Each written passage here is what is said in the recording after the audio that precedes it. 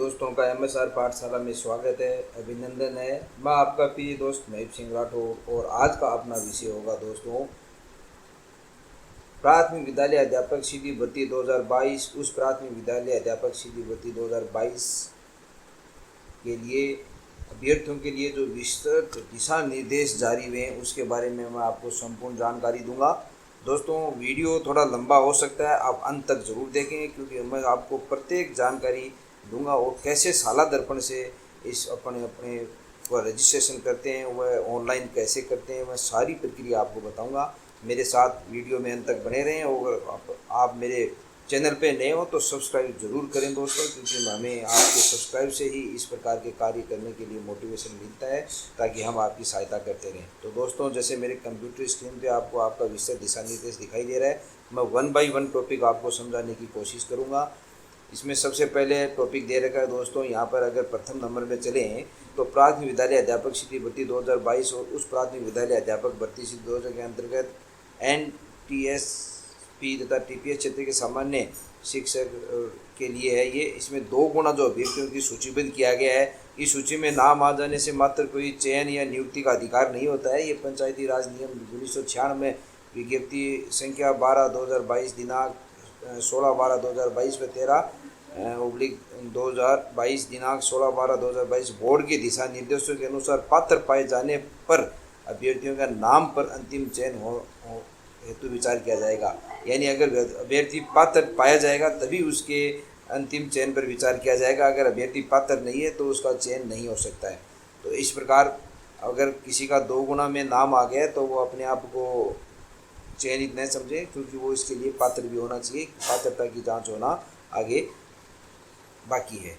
तो उसी प्रकार यहाँ पर अगर दूसरा नंबर पॉइंट देखें दोस्तों, 2 नंबर बिंदु की अगर अपन बात करें तो 2 नंबर बिंदु में महत्वपूर्ण चीज़ें दे रखी है। यहाँ पर ये दे रखी है कि अभ्यर्थियों की पात्रता जांच संबंधी कार्य संबंधित जिले के जिला शिक्षा अधिकारी मुख्यालय प्रारंभिक शिक्षा द्वारा निर्धारित दिनांक व स्थान पर अभ्यर्थी के व्यक्ति से उपस्थित होने पर, यानी व्यक्ति से उपस्थित होने पड़ेगा कहाँ पर, जिला शिक्षा अधिकारी मुख्यालय प्रारंभिक के कार्यालय पर। और शाला दर्पण पोर्टल जिसकी https राजस्थान शाला दर्पण .nic.in स्टाफ सिलेक्शन मॉड्यूल के माध्यम से किया जाएगा, यानी उपस्थित होना पड़ेगा। और इसका रजिस्ट्रेशन आपको शाला दर्पण पे दोस्तों करना पड़ेगा, जो कि मैं आपको बताऊंगा कि कैसे ऑनलाइन रजिस्ट्रेशन करना है। पंचायती राज नियम 277 के अनुसार पात्रता के संबंध में राजस्थान कर्मचारी चयन बोर्ड जयपुर यानी प्राधिकरण अभिकरण के विनिश्चय अंतिम होगा, यानी चयन का जो अधिकार है वो कर्मचारी चयन बोर्ड को अंतिम होगा। 3rd नंबर पॉइंट दोस्तों अगर देखा जाए तो अभ्यर्थी के दस्तावेज सत्यापन स्थान व दिनांक की जानकारी, कि अभ्यर्थी को कैसे पता चलेगा कि उसका सत्यापन है, दस्तावेजों का सत्यापन है, वो कहाँ पर होगा और किस दिनांक को होगा। उसके द्वारा ऑनलाइन आवेदन में भरे गए मोबाइल नंबर व ईमेल आईडी पर प्रेषित की जाएगी। तो दोस्तों जो नाम है वो कि स्थान कौन से स्थान पे, यानी किस जिले में होगा, कौन से स्थान पर होगा, किस दिनांक को अभ्यर्थी का जो दस्तावेज सत्यापन होगा, वो जो ऑनलाइन उन्होंने फार्म भरा है उसमें जो मोबाइल नंबर भरे हैं और जो ईमेल आईडी पर है उस पर प्रेषित किए जाएंगे। इसके अतिरिक्त एक कार्य और भी हो सकता है कि शाला दर्पण पोर्टल पर भी स्थान व दिनांक एवं समय की जानकारी प्राप्त कर सकता है। इस हेतु शाला दर्पण मॉड्यूल पर जाकर उसको रजिस्ट्रेशन करवाना होगा। अतः प्रत्येक अभ्यर्थी को रजिस्ट्रेशन करना जरूरी है, और ये रजिस्ट्रेशन करने की प्रक्रिया है वो मैं आपको ऑनलाइन समझाऊंगा बाद में। तो रजिस्ट्रेशन की प्रक्रिया है वो 2 जुलाई 2023 को प्रातः 7 बजे से आरंभ होगी दोस्तों। इसके लिए मैं आपको दिशा निर्देश दूंगा और इसके लिए अलग से मैं वीडियो बना के आपकी सेवा में प्रेषित करूंगा। और अब आगे के बिंदु नंबर 4 पर चलते हैं। अभ्यर्थी को उनके द्वारा ऑनलाइन आवेदन में भरे गए मोबाइल नंबर, दोस्तों यहाँ पर देखो मोबाइल नंबर तथा ईमेल पते पर SMS या ईमेल के माध्यम से आवश्यक सूचना प्रेषित की जाएगी। अतः समस्त अभ्यर्थियों को दिशा को निर्देशित किया जाता है कि उन्हें निरंतर चेक करें व प्रेषित निर्देशों की पालना करें। अभ्यर्थी की मोबाइल नंबर व ईमेल अगर बंद होता है तो इसका विभाग का कोई दायित्व नहीं होगा, वो अभ्यर्थी की स्वयं की जिम्मेदारी होगी कि वो अपना जो मोबाइल है वो ऑन करे और ईमेल है वो सही करे। अगर उसके मोबाइल नंबर दोस्तों गलत भर दिया गया है, अगर यदि किसी अभ्यर्थी ने मोबाइल नंबर गलत भर दिया गया है प्रविष्ट कर दिए हैं तो निदेशालय में उपस्थित होकर मोबाइल नंबर परिवर्तित करा सकता है। तो दोस्तों समय पर आप निदेशालय बीकानेर में उपस्थित होकर अपने मोबाइल नंबर है वो सही करवा लें, और अगर सिम बंद है तो उसको पुनः चालू करवा लें, ताकि जो भी दिशा निर्देश प्राप्त होंगे स्थान के और जो दिनांक के वो आपको सब अपने मोबाइल नंबर पर या ईमेल एड्रेस से प्राप्त होंगे, और शाला दर्पण पर भी आपको रजिस्ट्रेशन करना होगा। आगे चलते हैं दोस्तों बिंदु नंबर 5 पर, जिसमें लिख रखा है दस्तावेज सत्यापन हेतु जिला शिक्षा अधिकारी आरंभिक शिक्षा दस्तावेज सत्यापन पात्रता जांच हेतु HTTPS जो शाला दर्पण की वेबसाइट है पोर्टल पर दिनांक व स्थान का निर्धारण किया जाएगा, जिन्हें संबंधित अभ्यर्थी को लॉगिन से प्रदर्शित होगा। तो संबंधित अभ्यर्थी है वो इस पर अपने पासवर्ड और लॉगिन ID है वो उसके माध्यम से इसको शाला दर्पण पोर्टल को प्रतिदिन खोलेंगे। खोलने के बाद में इसमें जो भी स्थिति, जो अद्यतन स्थिति होगी, जो भी नई जो जानकारी होगी वो इस पर अपलोड करते रहेंगे शिक्षा विभाग में। अतः आपको इसमें रजिस्ट्रेशन करना जरूरी है दोस्तों। कैसे रजिस्ट्रेशन होगा मैं आपको बताऊंगा। और उसके बाद 6ठे पॉइंट पर चलते हैं दोस्तों। दस्तावेज सत्यापन की प्रक्रिया आवेदन की अंकित गृह जिले या नज़दीक के जिले में भी किया जाएगा दोस्तों। यहाँ ये ध्यान देने योग्य बात है दोस्तों कि जो दस्तावेज सत्यापन है वो या तो गृह जिले में होगा या नज़दीक के जिले में किया जाएगा, नज़दीक के जिले में भी हो सकता है। और राज्य से बाहर के जो कर्मचारी हैं वो दस्तावेज जिला शिक्षा अधिकारी मुख्यालय आरंभिक शिक्षा बीकानेर द्वारा निर्धारित स्थान में दिनांक को किया जाएगा। अतः आप शाला दर्पण पर अपने जो रजिस्ट्रेशन है वो करवाएं दोस्तों, और उसको लॉगिन करते रहें समय समय पर, और अपने मोबाइल नंबर है वो दुरुस्त रखें ताकि आपको समय समय पर जानकारी मिलती रहे। अदरवाइज इसमें आपको समस्या हो सकती है। किसी अभ्यर्थी का एक से अधिक पद पर सूचीबद्ध होने पर उनकी प्रार्थना पर उनका एक ही दिन में दस्तावेज सत्यापन कराया जा सकेगा। यानी अगर मान लो कोई लेवल फर्स्ट और सेकंड के लिए या अलग अलग विषय के लिए चयनित हो चुके हैं, तो अभ्यर्थियों को सूचीबद्ध पद पर सूचीबद्ध होने पर उनकी प्रार्थना पर अगर वो प्रार्थना करेंगे वहाँ पर कि तो उनका एक ही दिन में जो दस्तावेज है वो सत्यापन किया जा सकता है। इस हेतु अभ्यर्थी को प्रत्येक पद हेतु दस्तावेजों के पृथक सेट प्रस्तुत करने होंगे। तो जो दस्तावेजों के सेट हैं वो प्रत्येक पद के लिए जो चयनित हुआ है उसके लिए अलग अलग उसको बनाने होंगे। पॉइंट नंबर 7 है वो आपके लिए बहुत ही महत्वपूर्ण होने जा रहा है दोस्तों। दस्तावेज सत्यापन के समय अभ्यर्थी को ऑनलाइन आवेदन पत्र, जो आपने ऑनलाइन आवेदन पत्र भरा है वो लेना है। विस्तृत आवेदन से परिनिरीक्षा प्रपत्र जो कि है आपको वो भी लेना है। और शैक्षिक प्रशिक्षिक योग्यता, जो भी आपकी योग्यता है शैक्षिक और प्रशिक्षिक यानी BEd STC, और मूल निवास प्रमाण पत्र आपको साथ में लगाना है। और संबंधित वर्ग का प्रमाण पत्र, यानी आप OBC में EWS में हैं या MBS में SC ST जो भी हैं उसमें विशेष श्रेणी, और अगर विशेष श्रेणी में है जैसे विधवा परित्यक्ता भूतपूर्व सैनिक उत्कृष्ट विद्यार्थी दिव्यांग का सक्षम स्तर से जारी प्रमाण पत्र भी आपको साथ में लगाना होगा।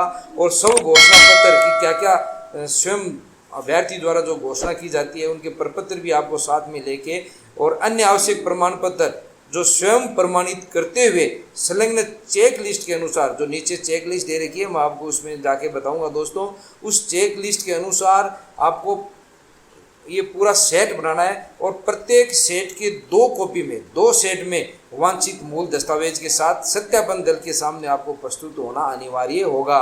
यानी आपको 2 सेट बनाने हैं, प्रत्येक दस्तावेजों के आपको 2 सेट बनाने हैं जो ये दस्तावेज दे रखे हैं उनके। और मूल दस्तावेजों के अभाव में यदि किसी अभ्यर्थी को दस्तावेज सत्यापन की प्रक्रिया में सम्मिलित नहीं किया जाएगा, अगर आपके पास सभी दस्तावेज उपलब्ध नहीं है तो आपको दस्तावेज प्रक्रिया में जांच प्रक्रिया में सम्मिलित नहीं किया जाएगा दोस्तों। पॉइंट नंबर 8, अभ्यर्थी को संलग्न चेक लिस्ट में उल्लेखित दस्तावेजों को स्व हस्ताक्षरित छाया प्रतियां क्रमानुसार व्यवस्थित कर चेक लिस्ट सहित दस्तावेज सत्यापन दल को प्रस्तुत करना होगा। जो चेक लिस्ट में जो आप क्रम दोगे उस क्रम के अनुसार ही आपको ये जो सभी छाया प्रति है वो लगानी पड़ेगी। अभ्यर्थी को चेक लिस्ट व समस्त प्रकार की सब घोषणाएं मूल ही प्रस्तुत करनी अनिवार्य है, यानी मूल ही प्रस्तुत करनी है। एक तो मूल की कॉपी बनेगी और एक उसकी फोटो कॉपी की सेट बनेगी। इस प्रकार 2 सेट आपको वहाँ पर ले जाने दोस्तों। पॉइंट नंबर 9 में दे रखा 1 से अधिक पदों के लिए सूचीबद्ध अभ्यर्थियों को प्रत्येक पद के लिए पृथक सब प्रमाणित सेट तैयार कर सत्यापन दल का को देना होगा। और प्रत्येक पद हेतु दस्तावेजों की आरंभिक जांच करवाएगा। यदि अभ्यर्थी एक पद हेतु पात्रता जांच करवाता है वह अन्य पद हेतु अगर पात्रता जांच नहीं करवाता है तो अंतिम चयन के समय केवल उस पद हेतु विचार किया जाएगा जिस पद हेतु उसने पात्रता जांच कराई है। जैसे दोस्तों मान लो अगर कोई लेवल फर्स्ट है और लेवल फर्स्ट सेकंड दोनों में चयन हुआ है उसका, तो लेवल फर्स्ट में और लेवल सेकंड में भी दो दो विषयों पर चयन होता है। जैसे कोई हिंदी में चयन हो गया, कोई सामाजिक में चयन हो गया, तो प्रत्येक पद के लिए अलग अलग सेट बनाने पड़ेंगे, दो दो सेट प्रत्येक पद के लिए। जैसे सामाजिक के लिए 2 सेट बनाने पड़ेंगे आपको दस्तावेजों के लिए, विज्ञान के लिए 2 सेट बनाने पड़ेंगे अगर आप चयन हुए हैं, और अगर प्रथम लेवल पर भी चयन हुआ तो आपको 2 सेट उसके बनाने पड़ेंगे। और सभी की पात्रता आपको जांच करवानी पड़ेगी। ऐसे नहीं कि आप लेवल फर्स्ट के लिए पात्रता जांच करा के आगे और लेवल सेकंड में भी आपका चयन हुआ, वहाँ आपने पात्रता जांच नहीं कराई तो आपको लेवल सेकंड के लिए योग्य नहीं माना जाएगा दोस्तों। इसलिए जहाँ जितने पदों पर आपका चयन हुआ है उतने पदों के लिए आप उनमें जो मूल दस्तावेज हैं वो उनके लिए 2-2 सेट बना के जाएं, और साथ में उन सभी जिन पदों के लिए आपका चयन हुआ है उन सभी पदों की पात्रता आप जांच करवा के आएँ। जिला 10 नंबर पॉइंट है दोस्तों, जिला शिक्षा अधिकारी मुख्य आधिकारिक शिक्षा तथा निर्धारित दिनांक को दस्तावेज की पात्रता जांच में अनुपस्थित रहने पर वो अभ्यर्थी है वो स्वयं जिम्मेदार होगा। 11 नंबर पॉइंट है, यदि कोई अभ्यर्थी दस्तावेज अपूर्ण लाता है, दस्तावेज सहित जिला शिक्षा अधिकारी मुख्यालय आरंभिक शिक्षा द्वारा निर्धारित दिनांक को उपस्थित होता है तो उसे दस्तावेज सत्यापन प्रक्रिया में शामिल नहीं किया जाएगा। अधूरे दस्तावेज वालों को नहीं किया जाएगा दोस्तों इसमें शामिल। सत्यापन द्वारा लगाए गए आक्षेप, और वो आक्षेप लगा देंगे कमी क्या कमी है, उसकी पूर्ति हेतु संबंधित जिला शिक्षा अधिकारी मुख्यालय आरंभिक शिक्षा द्वारा पुनः निर्धारित की जाएगी दिनांक, और उस दिनांक को वो पुनः उसको दस्तावेज की पात्रता जांच हेतु वहाँ पर उपस्थित होना पड़ेगा। अतः आप पहले से ही सभी जानकारी एकजुट करके सभी को प्रतियों में फोटोकॉपी लेकर आप उपलब्ध हों ताकि बार बार आपको परेशानी नहीं होनी पड़े। 12 नंबर पॉइंट, अभ्यर्थियों को दस्तावेज सत्यापन हेतु उपस्थित होने के लिए किसी भी प्रकार का किराया भत्ता देनी होगा दोस्तों। और 13 नंबर बिंदु है, अभ्यर्थियों को किसी भी प्रकार के मार्गदर्शन की चाहिए तो सुबह 9:30 से 6 बजे के बीच में जिला शिक्षा अधिकारी मुख्यालय आरंभिक शिक्षा द्वारा जो कंट्रोल रूम स्थापित किया गया है उसकी भी लिस्ट जारी हो चुकी है दोस्तों, वो भी मैं आपको उपलब्ध कराऊंगा। और अगर उससे ज़्यादा चाहिए तो आपको आरंभिक शिक्षा बीकानेर है, साला दर्पण प्रकोष्ठ जयपुर द्वारा गठित कंट्रोल रूम है, इस कंट्रोल रूम में भी आप ये जानकारी प्राप्त कर सकते हो। यहाँ पर इसमें दस्तावेज सत्यापन प्रक्रिया में ये 2 मोबाइल नंबर दे रखे हैं, ये लैंडलाइन नंबर दे रखे हैं और संबंधित समस्याओं के मोबाइल नंबर दे रखे हैं, और दस्तावेज सत्यापन प्रक्रिया में जो समस्या आती है उसके लिए ये अलग से 2 मोबाइल नंबर दे रखे हैं दोस्तों यहाँ पर। तो इस प्रकार ये सारी सुविधा सभी अभ्यर्थियों के लिए निदेशालय द्वारा की गई है दोस्तों। ये आरंभिक शिक्षा निदेशक के नीचे साइन है उनके द्वारा की गई है, इसलिए इनको आप समय पर रहते हुए ये सारी जानकारी लें। और अब अपन नीचे चलते हैं, जो चेक लिस्ट आरंभिक विद्यालय अध्यापक सीधी भर्ती 2022 की जो चेक लिस्ट दी गई है उसमें कैसे क्या आपको करना है। तो यहाँ पर दस्तावेज सत्यापन का जिला लिखना है दोस्तों, रोल नंबर आपके लिखने हैं, यहाँ आधार क्रमांक, पिता का नाम, जन्म तिथि, आवेदन क्रमांक, अभ्यर्थी का नाम, माता का नाम, ये सब लिखना है। और आप पर किस लेवल के लिए आप उस लेवल पे क्लिक करना है, टिक लगाना है। और यहाँ पर आपको जिस श्रेणी में हो उस श्रेणी में टिक लगाना है। लिंग है, 12वीं परीक्षा का माध्यम आपको लिखना है, इंग्लिश मीडियम है या कौन सी है, यहाँ मीडियम को लिखना है। स्नातक परीक्षा का माध्यम लिखना है। और फिर ये चेक लिस्ट भाग प्रथम है, इस चेक लिस्ट को समझना दोस्तों थोड़ा ज़रूरी है, ध्यान से देखो। इसमें दस्तावेज प्रमाण पत्र, ये दस्तावेजों की लिस्ट है। यहाँ पर ये अभ्यर्थी के उपयोग हेतु है, ये 2 कॉलम अभ्यर्थी के उपयोग के लिए हैं। इसमें एक संलग्न संख्या है और एक हाँ या ना में उत्तर देना है। और ये सत्यापन दल के उपयोग कार्य है, इन तीनों कॉलम को दोस्तों नहीं छेड़ना है। ये तीनों कॉलम सत्यापन दल के उपयोगार्थ है। सत्यापन दल यहाँ हाँ या ना लिखेगा या कोई विवरण लिखेगा और अपने लघु हस्ताक्षर करेगा। तो मैंने देखा थोड़ा सा भर के आपको बताया। ऑनलाइन आवेदन की प्रति, ऑनलाइन आवेदन की प्रति संलग्न संख्या कितने पर की संलग्न संख्या है, तो 1 नंबर पे आपने ऑनलाइन आवेदन की प्रति जोड़ी है तो 1 नंबर लिखना पड़ेगा। और इस आवेदन की प्रति पर भी दोस्तों कोने पर आपको 1 नंबर लिखना पड़ेगा। और यहाँ संलग्न स्व प्रमाणित है या नहीं, तो हाँ, क्योंकि सभी को स्व प्रमाणित करना है तो यहाँ हाँ लिखना है। इस प्रकार आपको सभी भरने। विशेष आवेदन की प्रति, तो उसमें आपको विशेष आवेदन की प्रति के किनारे पर आपको 2 नंबर लिखना है राइट दिशा में, और यहाँ पर उसको 2 नंबर यहाँ पर भी आपको अंकित करना है, क्योंकि वो 2 नंबर पे लगाया हुआ आपको। जो लिस्ट जो सेट बनाओगे उसको 2 नंबर पे ये होगा, तो यहाँ पर भी 2 नंबर लिखना है और आगे यहाँ लिखना है। आधार कार्ड की प्रति अगर आप तीसरे नंबर पर लिखते हो तो यहाँ आपको 3 नंबर लिखना है दोस्तों। यहाँ पर आप 3 नंबर शो कर सकते हो कि आधार कार्ड की कॉपी है वो 3 नंबर पे लगाई हुई है और आधार कार्ड की प्रति के ऊपर भी 3 नंबर आपको लिख देने हैं और यहाँ हाँ लिख देना है। इस प्रकार आपको 1 बाई 1 ये चेक लिस्ट है वो दोस्तों पूरी भरनी है और इसमें मैं आपको थोड़ी बहुत जानकारी दे देता हूँ। माध्यमिक परीक्षा की अंक तालिका एवं प्रमाण पत्र की प्रति यहाँ पर और फिर उस माध्यमिक परीक्षा की अंक तालिका व प्रमाण पत्र की प्रति यहाँ पर 4-5 नंबर लिख देना है। उच्च माध्यमिक परीक्षा के प्राप्तांक पूर्णांक यहाँ लिखना है और उसी प्रकार स्नातक या समकक्ष परीक्षा या वर्षों के सेमेस्टर की अंक तालिका तथा उपाधि की प्रति यानी समस्त वर्षों की सेमेस्टर की अंक तालिका यानी first year, second year, third year की अंक तालिका लगानी है और डिग्री भी लगानी है दोस्तों यहाँ पर और उसको कॉलम यहाँ पर जो संख्या है वो संलग्न संख्या देनी है आपको। और स्नातक अगर आप हो तो पूर्णांक, प्राप्तांक और प्रतिशत यहाँ आपको शो करना है। और अध्यापक लेवल प्रथम सामान्य शिक्षा के लिए जैसे आप बीएड हो डीएलएड हो या बीएलएड हो वो आपको शो करना है यहाँ पर। और यहाँ पर उसको संलग्न कितने नंबर पे संलग्न कर रखा है आपको वहाँ लिखना है। अध्यापक पात्रता परीक्षा है वो उसकी प्रति यहाँ पर लगानी है। और राजस्थान अध्यापक पात्रता परीक्षा उत्तीर्ण प्रथम लेवल, द्वितीय लेवल दोनों स्तर में है तो आपको यहाँ पर शो करना है। और यहाँ पर आपको कितने क्रमांक पर ये फोटोकॉपी लगी हुई है वो क्रमांक यहाँ लिखना है, फोटोकॉपी पर भी क्रमांक लिखना है और यहाँ पर भी वो क्रमांक लिखना है दोस्तों। फिर राजस्थान अध्यापक पात्रता परीक्षा लेवल प्रथम में प्राप्तांक और प्रतिशत है वो आपको यहाँ शो करने हैं। और अध्यापक लेवल प्रथम सामान्य शिक्षा पद के लिए डीएलएड के प्रवेश तिथि भी दोस्तों यहाँ पर आपको शो करनी है। प्रवेश तिथि यहाँ पर लिखनी है आपको और उसके लिए कोई अगर संलग्न है तो वो आपको यहाँ पर लगाना है, उसकी संख्या लिखनी है। अध्यापक लेवल प्रथम विशेष शिक्षा के पद के लिए अगर है तो इस प्रकार जो भी आपके पद हेतु आवश्यक दस्तावेज हैं उनको आपको यहाँ पर इसमें लगाने। जैसे मूल निवास प्रमाण पत्र की प्रति है वो कितने नंबर पे आपने लगा रखी है, जैसे मूल निवास प्रमाण पत्र को आपने 10 नंबर दे रखा है तो वो 10 नंबर पर ही आपको यहाँ पर भी 10 नंबर लिखने हैं और उस सेट में भी 10 नंबर पर आपको दोस्तों लगाना है।